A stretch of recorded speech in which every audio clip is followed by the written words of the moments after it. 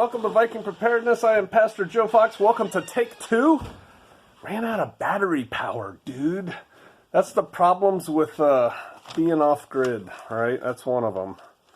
So now I'm plugged into my solar system. The phone is charging. Pastor Joe, you should get yourself one of those battery packs. You know, we have a couple. The thing is, you got to keep them charged, which means you got to think ahead, and we don't think about power that much, even though we're off-grid, and we should think about it more.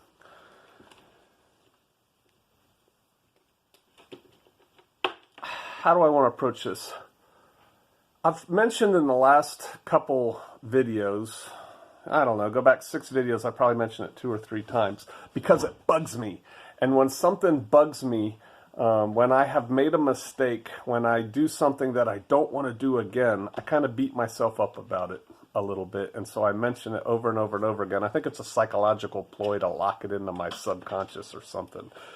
But you will recall that I said I'm kind of OCD about my propane cylinders, right? I had 3 empty cylinders when we went into this thing. Now, in the big scheme of things, that doesn't matter because I have more than 3 full ones. But it's like I'm telling myself, you know, from now on, when you empty a cylinder, you need to go fill it up within, you know, the next couple days, just kind of like with gasoline in the car, right? Keep it full because we still haven't filled them. And by the way this thing's going, who knows? May never get them filled. Well, then this morning I had sort of a philosophical pop in my head, and I'd love to tell you about it, but I'm feeling a mite parched.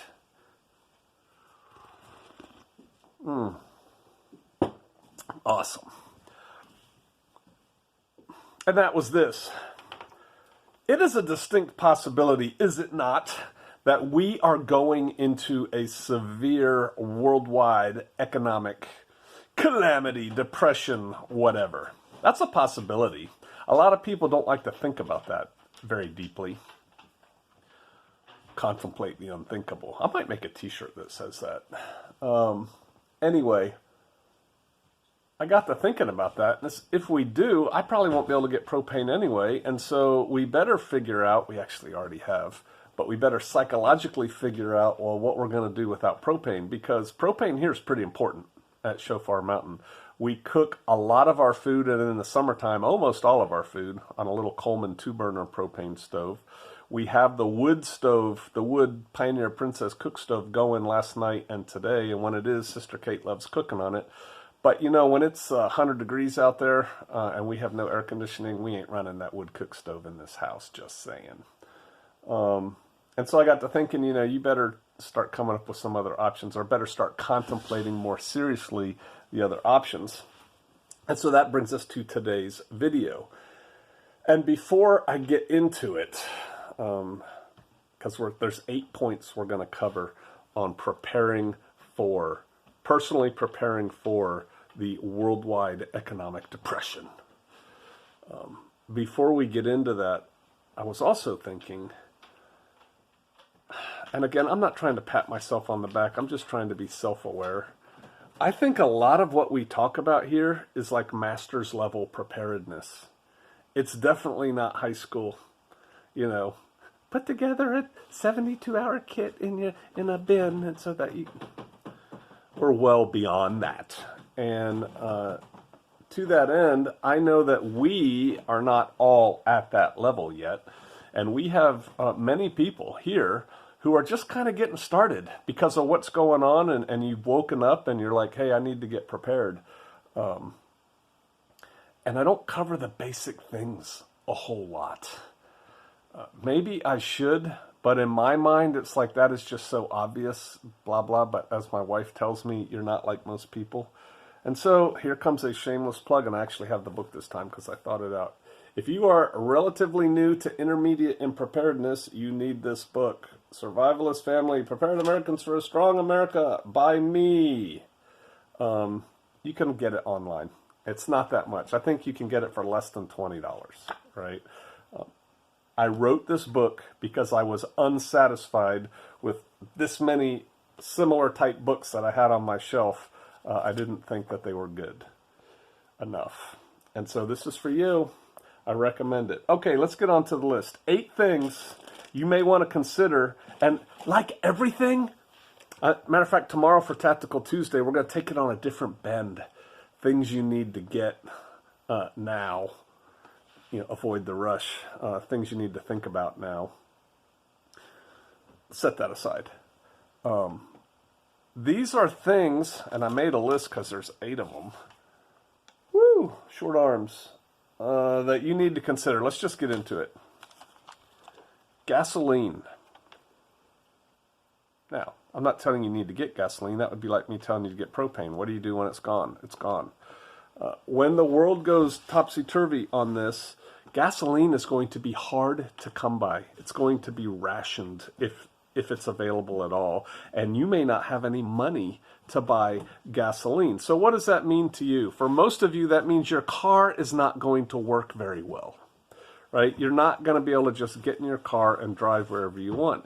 In Europe, towns are relatively compact, and people can use other modes of transportation to get around. America, we got a bazillion acres that we stole from the Indians. Woo!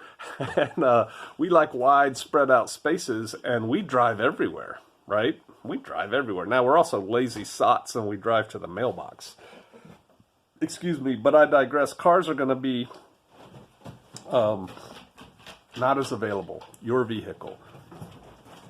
Storing gas, what's that get you? How much gas can you really store, right? So at some point, you're not going to be able to drive your car. And I'm reminded of when I was in the Balkans, and they had what I called the Balkan carts everywhere.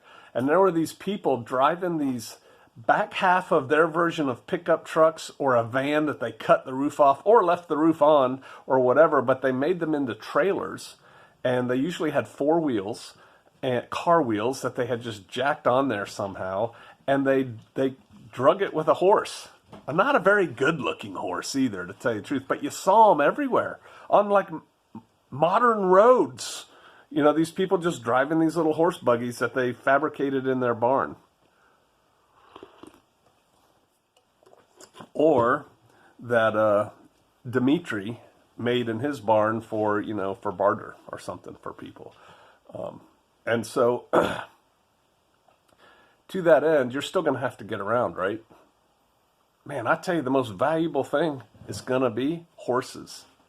This whole country used to be full of horses, and there were livery stables in every town where you could park your horse when you went to visit somebody, and there were people set up to take care of horses, and you can go pretty far on a horse in a day. But you have to know what you're doing. You can't just go buy a horse and stick it in the backyard, right? But horses, so something to think about. And the people who own horses are going to suddenly be sitting on a pretty good commodity. The other thing is scooters. I have a good friend, I don't think he's on Patreon, who's a prepper. He got me, he steered my course in a lot of ways. And he bought 2 of these Chinese, Japanese, something weird little scooter bicycle things. He's got them in his garage, and they weren't very much money. I want to think they were like $500 or something a piece.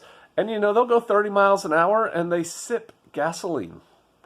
Something to think about. When you look in a lot of developing nations, you see a lot of the 2-cycle, those little motorcycles. And when I was in Thailand, which was a while ago now, you would see a whole family on one of those little scooters, 5 people on a scooter. So scooters, think about scooters. Bicycles. Oh yeah, bicycling is so much more efficient than walking. I remember the first time I started bicycling seriously, I decided I was going to bicycle to work every day. And work was about, I know I have 2 numbers in my head, 6 or 12 miles. It was one of the 2. I know, it's factor of 2 there, PJ. Whatever, it took me about 45 minutes to get to work. And the first couple days, the first day I had to push my bike up this big hill. I felt so embarrassed. But then after about 3 weeks, I got pretty good at it. So there's a learning curve and a strength and conditioning curve that goes with bicycles. But bicycles are a thing, man. When I was in China, there were bicycles everywhere, and I should have really tried to figure out how to buy a Chinese bike, because I saw, you're not going to believe me, and I didn't have a camera that day. I was with my son, though, so he can vouch for me. There was a bike. They used to have these huge kickstands on their bikes because they would put all kinds of supplies and stuff on their bicycles and take it to market. There was a bike on it, this tripod kickstand out in front of a store, behind a store, actually. It had 3 baby grand pianos on it, strapped to this bicycle.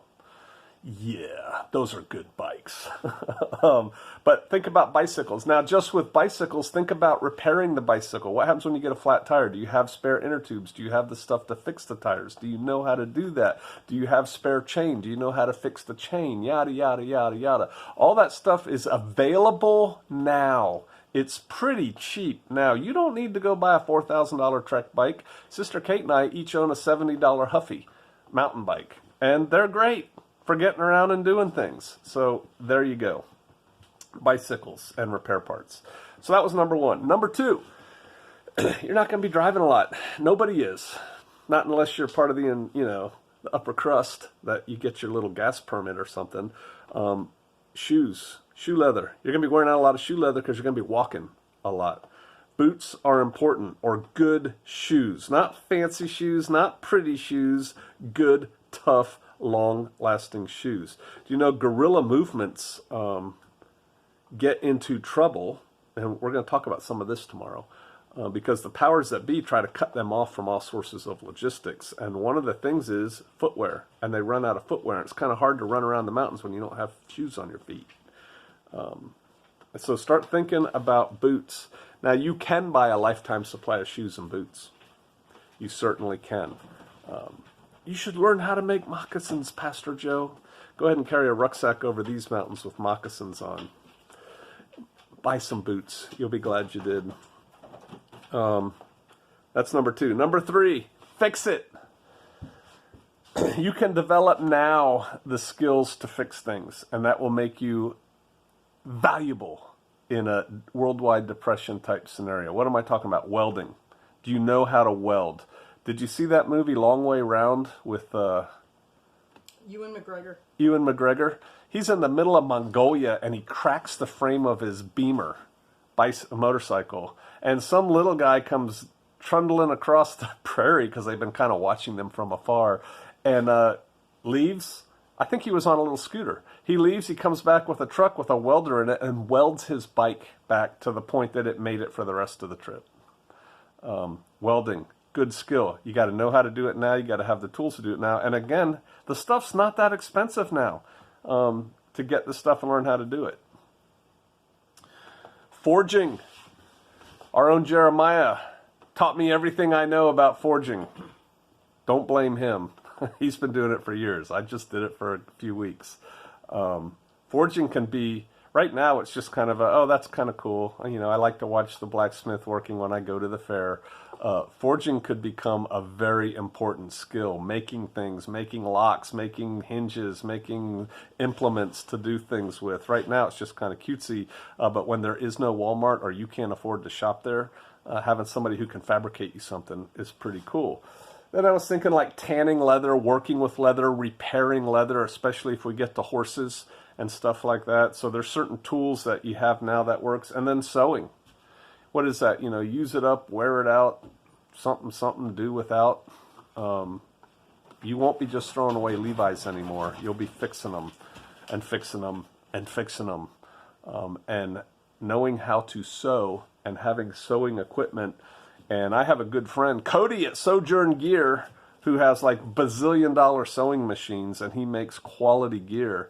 And I told him, you should really consider getting a treadle sewing machine because you could still ply your trade when there's no electricity. So sewing.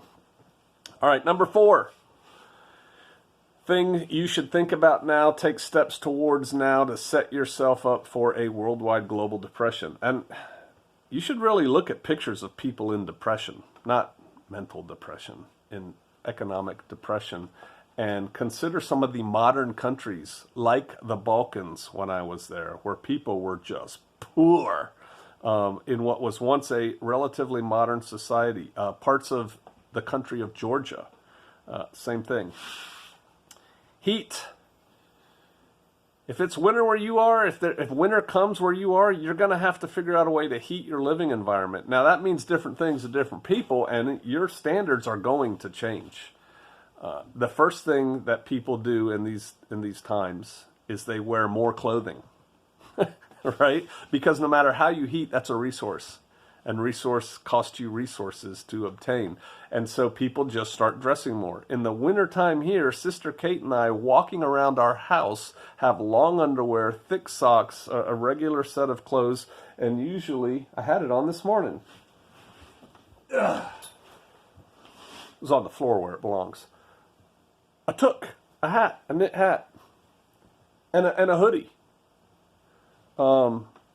We wear a lot of clothes in our house. Why? Because wood costs time, sweat, and effort, right? So think about that. Do you have some rugged, outdoorsy clothes?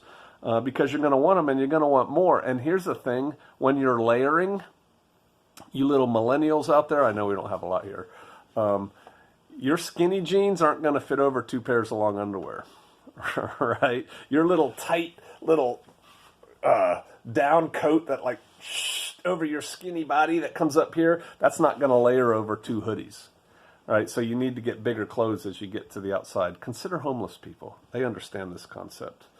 Wood stove.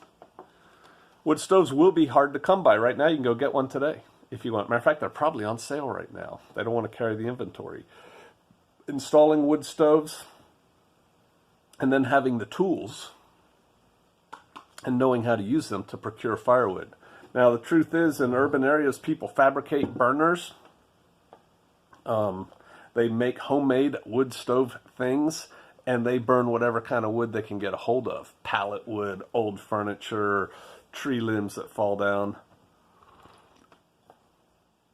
One of the reasons we moved here is because we don't have to worry about that. Which, of course, the best thing just is to move out and get into a homesteady situation. But I'm talking about those of you who aren't going to do that. So, all right, what was that? Heat was 4. Number 5, food. We've hit this over and over. I don't have to hit it that hard. You have to grow and produce your own food, or supplement the meager rations you take from the state. I think it'll get worse. We may talk about that tomorrow too. Food is a weapon, and you talk about controlling you via you lining up for food, what they're going to require in return. You want to produce your own food. You're not going to be able to hunt for a variety of reasons. The sound of gunfire is going to bring undue attention. The animals are going to run out. And in our Great Depression, the animals ran out very quickly. There were no deer. There were no turkey. There was nothing that people could get that way. But you could trap if you know how to trap. And watching videos is not knowing how to trap. If you actually successfully trap. I no longer eat animals that go forth on paws because it tells me in the Word, don't eat those things. But a lot of you don't care about that. It's pretty easy to trap rabbits and squirrels. Just saying. Same thing, pellet gun. 1,000 feet per second or better pellet gun. Again, easy to get now, not that expensive. Foraging. Do you know how to forage? And what we're looking at here, you got to look at two angles of this: veg and meat, right? You need vegetable matter, fruit, vegetables. You need meat. You either got to grow it or find it. And so identifying the wild plants in your area, and if you think, I'm trying to be helpful, not cynical. You can eat dandelions, Pastor Joe. I know. Here's my challenge to you. For the next week, eat nothing but dandelions. Well, that's ridiculous. I also can eat acorns. Okay, for the next week, eat nothing but what you forage. See, foraging sounds cool, and people grab onto that because it's easy. Well, I'll just forage. I'll just eat the wild hickory nuts that are laying on the ground. Go do it for a week. Just a week. You'll be fasting for a week, for the most part. That's why you got to produce your own. But there you go. You can supplement it. We supplement our food now with wild greens. Like Sister Kate, almost every lunch, and windy out there. bless you, almost every lunch and dinner, she walks out into the yard or the fields or the woods and comes back with wild stuff that she grabbed, pulled, whatever, and throws it in the pot. But that's not the bulk of what we're eating. It just flavors it and gives us nutrients. It gave me no nutrients. All right, so that's food. 6, water, of course. And you're like, yeah, I know about water, PJ. Again, in the Balkans, there were a lot of things brought home to me in the Balkans. One was Sniper Alley. And there was a place in this urban environment where the people, to get water, had to go like 4 blocks that way. And one part of the road that they had to cross between modern buildings was Sniper Alley. And people were shooting anybody that crossed that road. Old women, kids with a 5-gallon jerry can on their back that they wanted to go get water. You don't want to have to go anywhere for water. It's dangerous going there and coming back. So rain catchment, a well, but you need to think about that. And my very first video, Pace, was about water. I used water as a vehicle. You have to source it, you have to procure it, you have to carry it, you have to purify it, you have to store it. See, there's a lot to it. Doing it now as opposed to then is better. Okay, cooking. That's how I started this whole thought process this morning, cooking. Again, and this is where I thought, we're doing master's level stuff here. The average prepper is like, how are you going to cook? I have my BioLite stove and I have my, I was just watching a guy sail from his video sailing from LA to Hawaii yesterday. And he had some cool little gas stove that had like some kind of propane type canister screwed into it, and it moved, and rocked with the boat. So it was always vertical. Yeah, but that stuff's all going to run out, man. You know how you're going to cook? The way humans have cooked forever. Over fire. Do you know how to cook over fire? Remember I said recently, go in your backyard and cook a meal over fire? You think you do. You think, oh, when I was in Boy Scouts, I cooked pancakes over a fire once. Again, go spend the next week cooking all your meals over fire. A big part of cooking over fire is building the fire. Another part is getting the wood. Putting the wood out of the rain so that on Tuesday afternoon, when it's time to cook the rice and beans that you have, you can actually get a fire started after it's been raining for 3 days. These are things that you kind of learn by doing. So you need the skill and you need the tools. Now, you don't need a lot of tools to cook over fire, but you need some tools. Sister Kate and I, I'll tell you, I was going to say I tell everybody, if you're ever driving down the road, and you see trashed on the side of the road, those trash piles where people dump things. If you live in the country, you'll find them. If you see a stove and oven on the side of the road, stop your car and go pull the grates out of it. Those metal grates, they are great for campfires. You can't use the ones in refrigerators. They're bad for you. But the ones in a stove make great camping grates. Just a word to the wise. But you need that stuff. And then the final one I'm going to talk about today, number 8, medical. So you're not going to be able to go to the doctor. You're not going to have the money. You're not going to have the ability to get there. You're going to have to take care of your own. And, wow, what is that word? I wrote this down so I didn't forget to tell you everything. Oh, knowledge, skills, and ability. KSA, yeah. Time to acquire the knowledge of what to do with a broken arm is now. Not when your daughter is laying there crying on the ground going, ow, and her arm's at a funny angle. All right? You're not going to be reading real well at that point. So you need to start studying this stuff now instead of watching YouTube videos of little kitties swimming in a pool or something. Develop the skills. Get a robust library of medical stuff. Sister Kate and I used to go to library sales. I don't even know if they have those anymore. Do they even have libraries anymore? But we used to get like whole nursing, and we used to haunt used bookstores.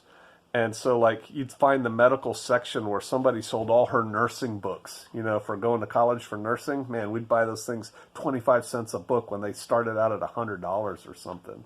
That kind of stuff is invaluable.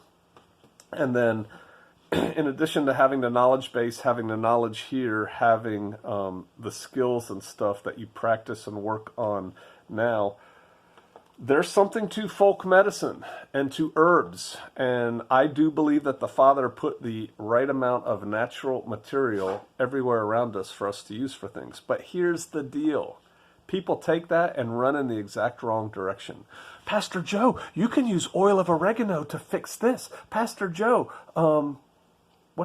you can use thief's oil to do this. All this what essential oil stuff that a lot of women in my circles get into because they think they're being more natural. That's just as produced by big business as anything else. The people I respect are the ones who walk out into their woods or their prairie or their jungle or their heath and moor and find the plants that work, bring them home, prepare them into a concoction, a decoction, or whatever, a tincture, a poultice, a dun, and use those. That's the knowledge you want, to use the stuff around you. And, well, you can use willow bark for aspirin. Have you done it? Please, go do it, then tell me about it. That's one of those things where and it's usually women who get into it, which is fine. It just irritates me. It hits one of my nerves. It's like, don't tell me what you can do unless you've done it. You don't know.